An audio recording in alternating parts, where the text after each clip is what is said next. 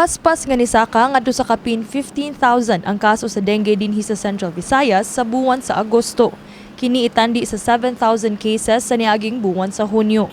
Base sa datos sa Department of Health 7, nag-una ang Bohol sa nakatala og labing daghan nga kaso, sunod ang Cebu, Negros Oriental, Cebu City, Siquijor, Lapu-Lapu City ug Mandaue City.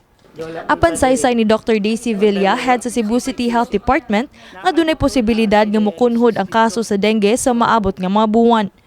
Saka siya rainy season. Sige taga-ulan. So, of course, nagsaka gina siya. So, natay confirm na sa tay suspect. Basig, na naman ta sa tip karon. So, kung wa pa lang tay kaso previously, considered siya epidemic level. Gani ang kapitan sa Barangay Apa sa Dakbayan sa Sugbo, ning saysay nga aron malikayan ang pagkatap sa dengue, nagpahigayon og misting operation sa ilang barangay. Nagkuhan sa mga chemicals para jud sa lamok. O karon amo yung gihawag ang mga tao nga kana please lang kung doon na mo yung mga gisudlan og mga kanang mapunduhan og tubig ba. Please lang alag watan yung barangay pa may muduol sa inyo. Kamo na lang limpyo sa yung palibot. Na news naman yun nga daghan sa apas. Sila lang sa mo prevent aron dili na sa inyo nga mo daghan pa yun.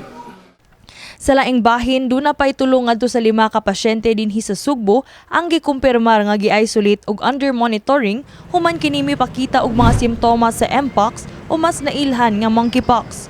Kini gawas sa unom ka unang gitaho nga suspected cases sa MPOX nga nagnegatibo na sa maong sakit.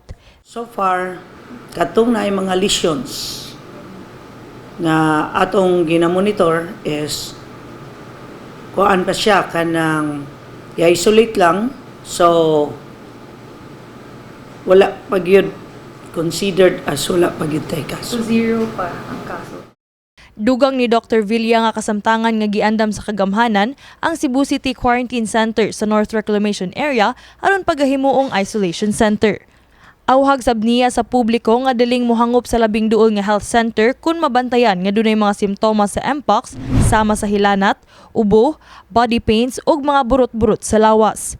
Kini si Queenie Joligon alang sa MyTV, Cebu.